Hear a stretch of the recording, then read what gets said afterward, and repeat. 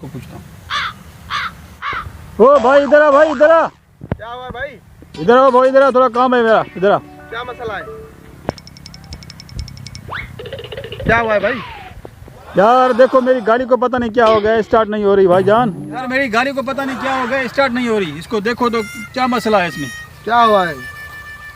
कहाँ से आए हो? मैं लड़काना से आया हूँ भाईजान, इसको देखो मेरी स्टार्ट नहीं हो रही। जंगल में क्या करने आए हो? जंगल में कोई दोस्त मेरा बैठा है ना, उससे मिलने जा रहा है। कैसे बंद हो गई? पता नहीं।